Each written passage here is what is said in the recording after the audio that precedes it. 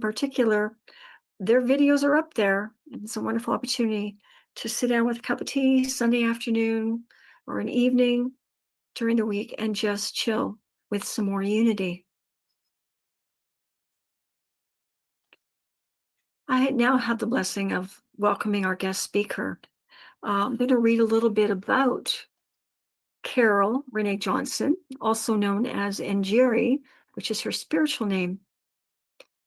She has a master's degree in counseling and mental health and a BA in history with minor in secondary education. She's a licensed Unity teacher. She's actually a graduate in the same class as Dr. Ann and Debbie Leland. Njeri is affiliated with Unity of Gaithersburg, which is in Maryland in the United States. In addition to being a licensed Unity teacher, Njeri also sings with Spirit Sound, which is their church choir. She also serves in the church as a prayer chaplain, substitute youth ministry teacher, and platform speaker. Over the years, she has participated in Theater of the Arts, which is a performance group, and has sponsored fundraisers for the church. She is a very devoted Unity member, and I welcome her now as our guest speaker.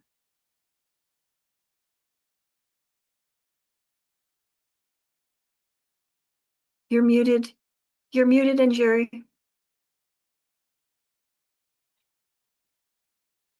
Good morning. How about I'd like you to take a deep breath with me and just breathe in and hear these words. This is the day that the Lord has blessed, and I will rejoice and be glad in it. May the words of my mouth and the meditations of my heart be acceptable in thy sight. Amen and amen. Good morning. My name is Carol Johnson, and I'm also known as Njeri. I wish to thank Reverend C. and Ann for inviting me to do today's inspirational talk. During a conversation with Ann and my LUT cohorts, which Debbie was one as well, I shared how I use the 12 powers to support my son Najee, who has autism. And here is Najee to welcome us. Anne was impressed and asked me if I would be willing to give an inspirational talk at her church focusing on how I helped my son. I said yes. I would be honored and explained that it would be my first inspirational talk. I told her I would only do it if she agreed to support me, which she readily said she would. I bring greetings from University. I bring greetings from Unity of Gaithersburg in Gaithersburg, Maryland, and our minister, Reverend Dr. Edith Washington Woods. I am a retired school counselor who recently completed the requirements to become a licensed Unity teacher. My desire when I retired was to be able to teach at my church, which I have been recently able to do.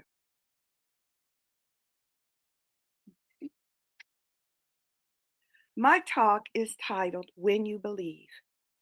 I wanted to play this song, When You Believe, because the words truly capture the sentiment of my talk.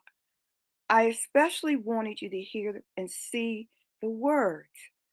For example, many nights we prayed with no proof that anyone could hear. And we were moving mountains before we knew that we could. And I'm standing here just hoping and praying for my blessings. And finally, who knows what miracles you can achieve when you believe. My intention for this talk is to share the power of believing and how we practice the 12 powers, sometimes cautiously, sometimes uncautiously. In my case, I didn't fully understand just how much I was drawing on the 12 powers until I wrote my final paper from the 12 Powers class. As I reflected, I realized that each power was present in my journey as I secured the best services and resources for my son. I was amazed. Today, I want to share with you the power of believing and how unconsciously the powers showed up in my journey. When my son was diagnosed with autism, I knew I was stepping into a journey of learning, discovery, and advocacy his services, to gain his services. As a school counselor, I had access to professionals who could offer me guidance and support. Following his initial testing, I was told Najee would not walk, talk, or be toilet trained. I didn't believe that assessment. I was cautiously optimistic that one day he would do all those things and much more. I made a commitment to myself that Najee would be as independent as he could be, as much as his abilities would allow. At about the age of 6 years old, the state of Maryland passed an autism waiver. This waiver had been well fought by parents in the state of Maryland. The autism was just coming into awareness, and parents were advocating for the state to put in place services and supports for parents, financial services, because it became very apparent that dealing with children with autism was very expensive because you had to try to get services, get caretakers to come in and help support you. So I heard about the waiver, but I did not immediately apply. I just thought that it really meant that it was tied to my salary. And as an employee of Montgomery County Public Schools, I didn't think that I would qualify. Well, as it would be, I received a letter from the state of Maryland asking me if I would please apply. They did not get the number of kids they needed to implement the waiver. So would I please apply? I took the letter to his school at that time and I showed it to the school psychologist. And I said, um, I don't know. What should I do? He said, you should apply. So together, he and I filled out the paperwork. He was familiar with the paperwork and I applied. And once the paperwork had been sent into Department of Maryland, Department of Education, I got the word that Najee had been accepted into the uh, Maryland Autism Waiver. What that meant was that now not the waiver would pay for the services that Najee would be now receiving and pay for people to come in to my home to work with Najee, also pay for his education. So when I say he was twice blessed, he was twice blessed. Now, in order to take advantage of these services, I, as his parent, needed to do all the research about the autism waivers, the services they provided. I had to interview various programs and schools that the waivers would financially support. I took an 18-month unpaid child care leave from my job to do all of this research.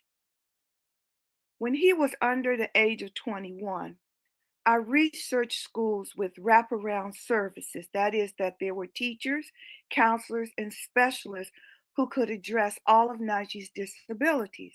Because he was not only autistic, he had apraxia, which is a motor planning speech disability. He had anxiety, and on top of all of that, he had ADHD, with the hyperactivity being his diagnosis. So I needed some place where all of those things could be addressed. So while searching for school placement, I toured the only private school in Montgomery County that provided the wraparound services. That was called Ivy Mount. I went to Ivy Mount and I toured the school and I was very impressed. I loved everything I saw. It had everything I thought that Najee would need in order to be successful. Once the tour was over, they took those of us parents to a room to talk about now the most important thing, how much it was going to cost. At that time, that was in 2001, it was $60,000 a year. And I was like, okie dokie. Najee will not be coming to Ivy Mount. It was just outside of my pocketbook. So now what do I do? How do I find a program for Najee? What's out there? What's available? What can I do? What can I do? So I got the idea that I would call the Autism Society of Montgomery County and ask those questions. I had a 2-hour conversation with a parent who told me that she believed after our 2-hour conversation, I told her all about my son, about his disabilities, and where he stood, that I just didn't know what to do because I couldn't afford Ivy Mount. So at the end of our 2-hour conversation, she told me that she believed that Najee would be a perfect fit for a small public school called Carl Sandburg. I said, "Oh, I never heard of Carl Sandburg. Is it in Montgomery County?" "Yes, it's a public school in Montgomery County." And I said, "Okay. And this school has wraparound services?" "Yes, it has all of the wraparound services that you're looking for, and it only has 112 students." She further told me that it's Montgomery County's best kept secret. They really don't want a lot of parents to know about this program. Because if Ivy Mount costs $60,000, you could just imagine what the public school would cost. So I contacted the school's social worker and I told her that I wanted to place Najee at Carl Sandburg. She said, "Well, since you are MCPS, we will work with you to get him in." Okay, okay, all right. Blessings, blessings all around. He was interviewed, placed on probation with the understanding that if he was a good fit, then he would be accepted. I said, okay. So that was in June, and I had to wait the entire summer because they had him all summer long. Now, one of the key things to get into Carl Sandburg was that he must be toilet trained. So Najee was about 6 years old. He had gotten toilet trained by 5 years old. So I was like, okay, so now that should not be a problem. So I said, okay, if he gets into Carl Sandburg, that would mean that he would be able to have a typical school experience. He would be able to go to elementary school, then to middle school, and then to high school. And in addition to the high school program, they had an OJT program, which is on the job training. He would be able to do job placement. Okay. And in his role in job placement, Najee got the opportunity to work uh, he worked at CVS, he worked at Kohl's, he worked at Target. His favorite place to work was at the school bus yard where he got to wash the buses. And he came home excited about having the opportunity to wash the buses, particularly the windows. Okay. So once again, I just believed that Najee would be accepted, and he was. There, he learned to read, he learned to write his name, he learned to tell time, and he learned the important skill of how to ride a two-wheel bike. And as a person with autism, with ADHD, which means that all it has to happen is a bird will fly by and his attention is gone, Najee learned how to ride a two-wheel bike. And I understand they're not offering that skill anymore in that program. So once again, he was really blessed. When he graduated from the Carl Sandburg and into Rock Terrace, which was the middle school and high school component of the Carl Sandburg program, he went into what they call transition. And transition means that he has to now transition into adult living.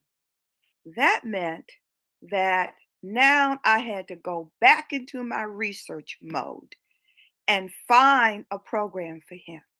Now, please bear in mind that I was, as I said to Ann this morning, I was a pioneer in all of this. There wasn't someone else I could go to, like parents come to me now and ask, how do I maneuver through the autism waiver? I was had to do this on my own and learn how to navigate the autism waiver and services to make Najee's life work. So once he transitioned out of high school, for those of us who went to college knew that the next thing we had to get ready for was to go to college. Well, the next thing Najee had to get ready for was to go into some kind of an adult plan. And I want you to know this was like applying to college. Okay, remember when you applied to college and you had all of those applications spread out on the table, and you had your safety school, you had your first choice, and you had your school that if your safety didn't work or your first choice didn't work, you had that school right there in the middle that hopefully you would get into. Yeah, that's what I was into. That's what it was like. I had these schools spread out, these programs spread out in front of me. Remember when you had to go tour all the colleges and listen to all the reps and listen to them tell you, oh, how we love to have your child here. Yeah, I went through all that. And then the letters came, then the rejection letters came. Yes, that's what happened. So I had to tour at least three schools, three programs, and then prioritize them. So my first program that I wanted him in was St. Coletta's of Greater Washington, D.C., because they had what they call a 5-day habitation program, which means that 5 days a week, Najee would be in a program. Not all the programs offered that. So you need to know I really wanted that program for Najee. So I went after it. I did the research. We did the tours. I went in. I called them. I stayed on top of them. I wrote the thank you letters. I said, I really would like to see Najee into this program. And then I got the word Najee has been accepted into St. Coletta. Yay! So I'm on my way come August, take Najee to St. Coletta, only to find out his name's not on the list. And I said, hmm, hmm. And I want you to know, Mama Bear took over. And I said, yes, Najee's name is on the list because the director told me that Najee had been accepted. And they said, oh, he's no longer with us. And I said, that's too bad. Najee's on the list and he's going to come to St. Coletta. So the new director said, oh, I got to get this man. So Najee was accepted into St. Coletta. 5-day habitation program. And that is where he is today. Now, Charles Fillmore, Unity's co-founder, taught that the 12 powers of man are 12 faculties of mind. Each faculty functions through the nerve center in the body. They are spiritual gifts that all of us inherit, every individual, awakening our conscious recognition and use. Once I became aware of these powers, they stopped being just a teaching and became a living, breathing part of my daily life. That's what happened when I realized I had been using each of these powers, though unconsciously, in supporting Najee. So now we're going to briefly review the 12 powers using the definitions from Dr. Paul Hasselbeck's book, Power Up. So take 30 seconds and read this quietly to yourself, and then we're going to move on to how I use them with Najee.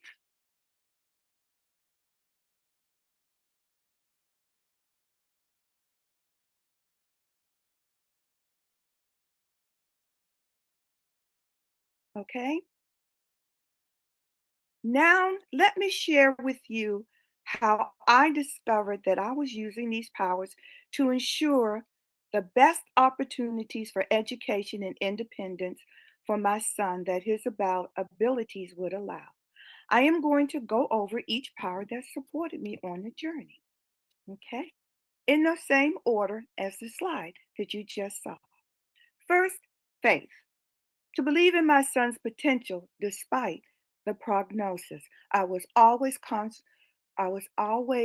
cautiously optimistic that even though his prognosis said that he wouldn't walk and talk and all that other stuff, I was going to practice faith. I was going to believe that he would defy that prognosis. Strength to persevere through every challenge. Yes, since there was no plan on how to get through the autism waiver or how to do it or how to implement it or who to call or how to make it all work, I persevered through each challenge. Wisdom to strategically navigate and apply for crucial services like Carl Sandburg, because the county paid for Carl Sandburg to be there and paid for all of his services while he was at Carl Sandburg. He had a person who came to the home to work with him within the home. Somebody had to access the services, get in touch with the companies who could hire the person to come into the home to work with him in the evenings. Yes, I had to strategically navigate through all of that so I could get him the services that he needed. Love to fuel my desire for Najee's success. Yes, I stayed cautiously optimistic that he would defy the prognosis. And you will hear later that he did. But at his graduation, I had a friend of mine to come to sing at his graduation. And I told her, I want you to sing this song for me. And she said, what's the name of the song? It's called You Are Amazing. You will do amazing things, because I really did believe that Najee would do amazing things. Power to master the information needed to make informed decisions. I had to master all of that. I had to master all of that information, and I had to make decisions based on the information that I had. Imagination to visualize him thriving in a school with comprehensive support.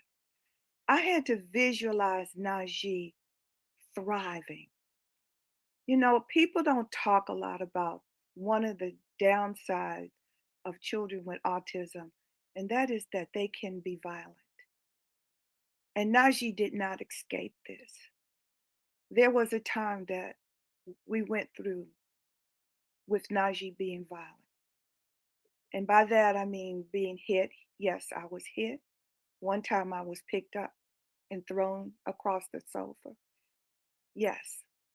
And I was fortunate through the autism waiver to be able to hire a young man who came in who worked with children with autism. And over the next 9 months, he worked on training Najee because Najee didn't know who I was, that I was his mother.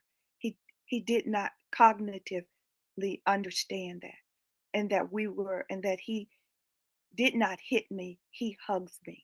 He did not understand that he was not to hit his sisters, that he was to hug them. And so we went through that whole period, but still in my imagination, in the power of an imagination, I visualized him thriving. I visualized him us getting his behavior under control and getting him to a place where he could function as a good person in society. And so I taught him once were able to get that behavior under control. I taught Najee manners. I taught him how to speak. I dressed him well every day so people wouldn't be afraid of him. All of these things that went to into my imagination that I may come to fruition through him. Understanding, to research and evaluate all of the programs, all that was available, pull it all together and put together a functioning program for my son. Will to make difficult choices of the best school and programs for him. I was always in the midst of making difficult choices because a part of the waiver, there were things that you had to make sure that you were included into his program.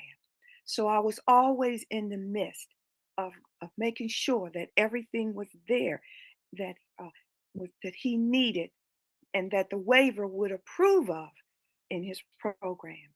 Order to organize all that information that I had gathered, and zeal to enthusiastically begin to process finding these resources and getting them implemented for him.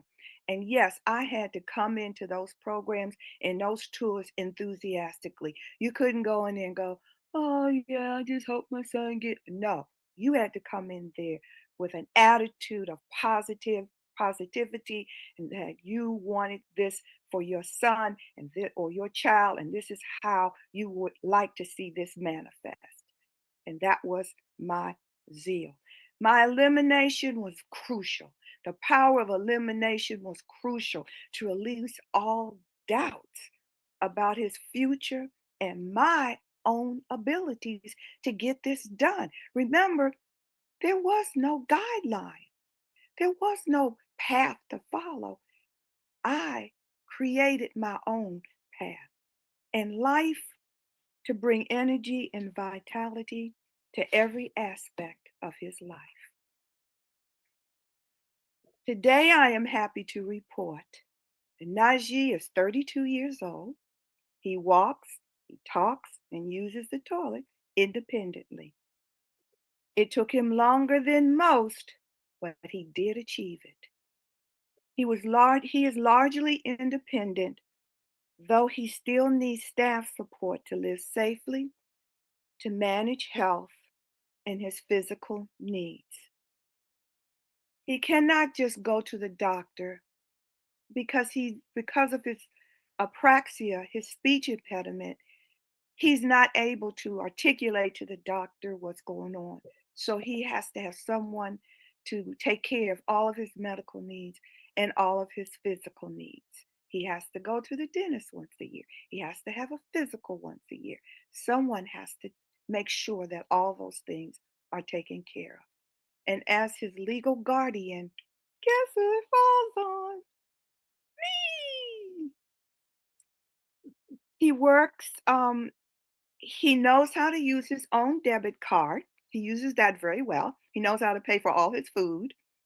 He navigates his community, which was by design because I purposefully moved into a community that had a small strip mall where he could walk to the strip mall and he could go to Subway to get his food.